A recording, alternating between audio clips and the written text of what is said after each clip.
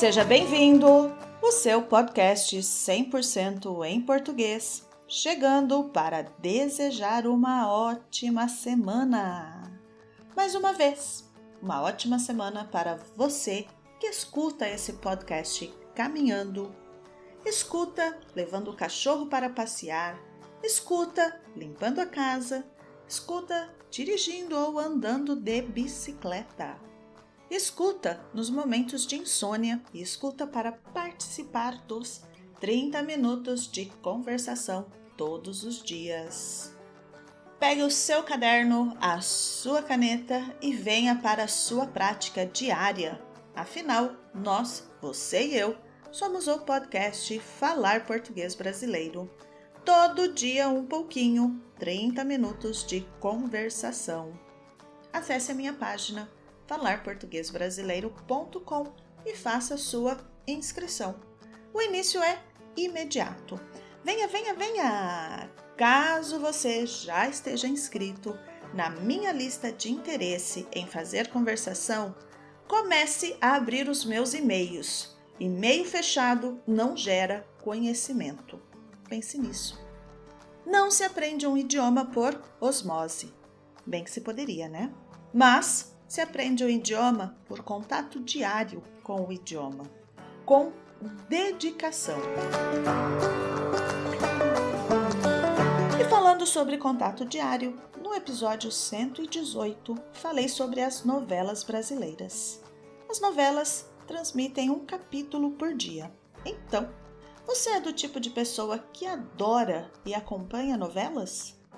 Aqui no Brasil, temos a reprise. Reprise é quando o programa é transmitido novamente. Pode ser a novela, o filme, a reportagem. Pois é, neste momento está sendo reprisada uma novela que foi sucesso em 1996. Na verdade, uma das maiores novelas produzidas no Brasil. Estou falando da novela O Rei do Gado. Sou desse chão onde o rei é peão, com um laço na mão, laça, fere, mata. Vou contextualizar para vocês. A novela se concentra na rivalidade entre as famílias Mezenga e Bertinazzi, encabeçadas pelos grandes autores Antônio Fagundes, como Bruno Mezenga, e Raul Cortez, como Jeremias Bertinazzi. Porém, uma outra personagem se destaca, Luana, personagem de Patrícia Pilar, que é uma trabalhadora do campo, boia fria, como a chamam.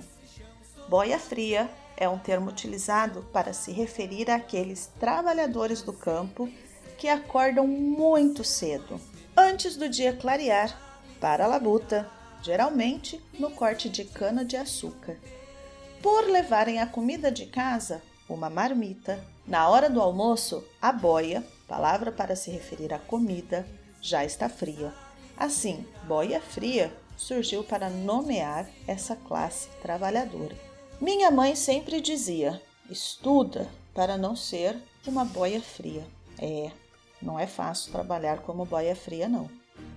Luana faz parte de um grupo do Movimento Sem Terra, MST, até se separar deste grupo, depois de um acidente e ser acolhida em uma das fazendas de Bruno Mezenga. E aqui chegamos no ponto principal do episódio de hoje. A representação do MST na novela talvez seja tão ou mais relevante hoje quanto há 27 anos no seu lançamento original.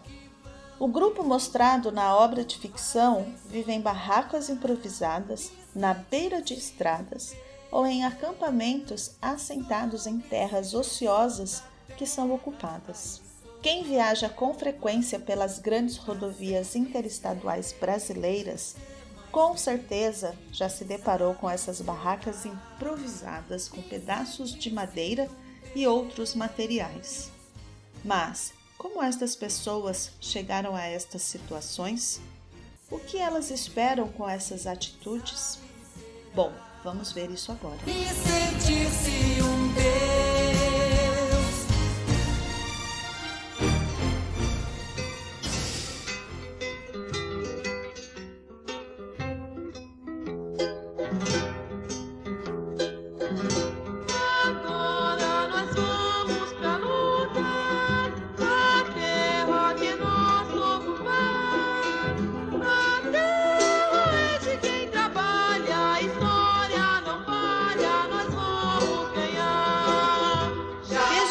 do século XX, eclodiram diversos movimentos de revolta em relação à injusta distribuição de terras no Brasil. Contudo, foi em 1984, na cidade de Cascavel, no Paraná, região sul do Brasil, durante o primeiro encontro nacional de trabalhadores sem terra, que o movimento dos trabalhadores rurais sem terra foi criado formalmente, MST. No ano seguinte, 1985, foram definidos e radicados os objetivos que o movimento tem até hoje, de lutar pela terra, pela reforma agrária e por mudanças sociais no país no sentido da construção de uma sociedade mais justa, sem explorados nem exploradores. Essas lutas se dão a partir de marchas e, principalmente, das ocupações de terras em situação irregular ou ilegal. Aqui quebra-se um mito bastante comum e antigo sobre o MST, de que os grupos organizados vão invadir qualquer fazenda, independente da situação, mesmo das produtivas. Isso é uma grande mentira. Antes de se ocupar, entre parênteses, nunca invadir, fecha parênteses, um lugar, há toda uma investigação sobre se os territórios estão agindo de forma legítima ou não.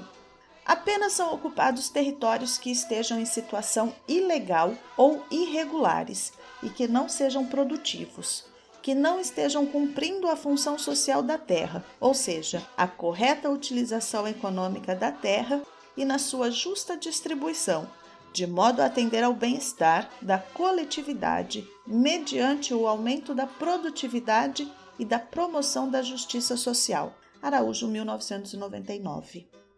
O presidente Lula chegou a dizer que o MST faz um favor aos fazendeiros quando identificam as terras improdutivas e apontam às autoridades, acelerando o processo de desapropriação e o pagamento de indenização do governo para o antigo dono da terra. Aos poucos, com muita luta e sofrendo muitas perdas pelos confrontos com grandes fazendeiros, o MST avança no século XXI com mais de 8 mil latifúndios ocupados e mais de 350 mil famílias assentadas.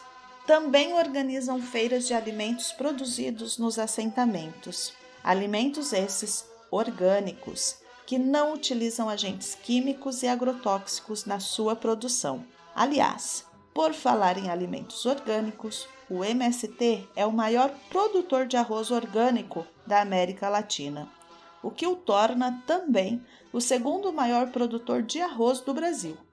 Os orgânicos do MST também abastecem e alimentam alunos de escolas públicas de municípios que compram esses produtos, além de exportarem para fora do Brasil cerca de 30% da produção do arroz.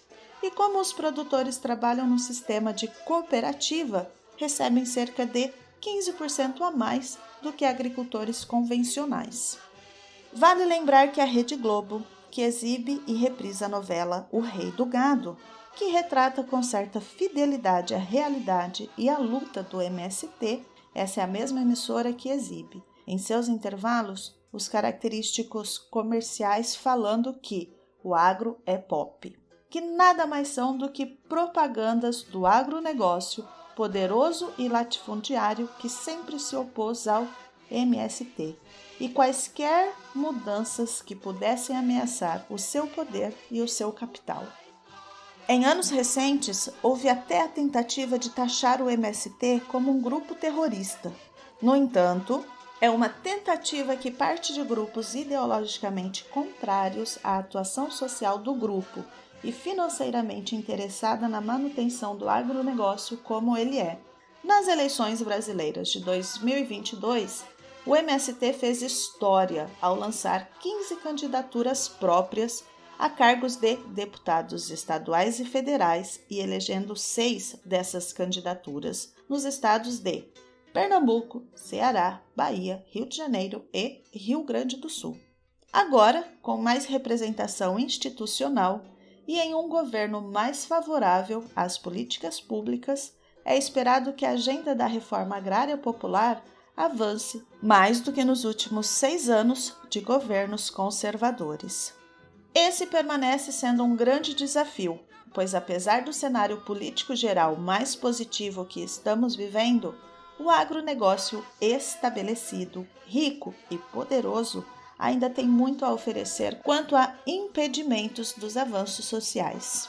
A luta de meados do século passado se mantém. Não se pode relaxar, e a cada passo avançado deve-se manter o avanço cada vez mais forte para que novas conquistas se tornem realidade.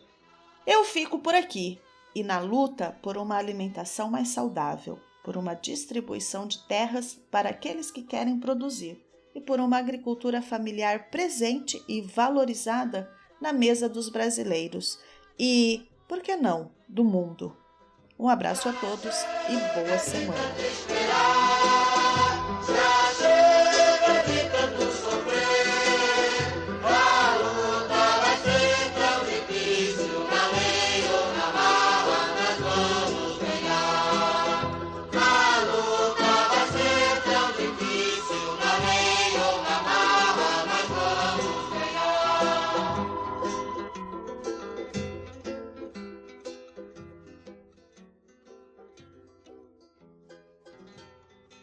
Este episódio foi editado por Ricardo Gomes, do canal Biologia in Situ.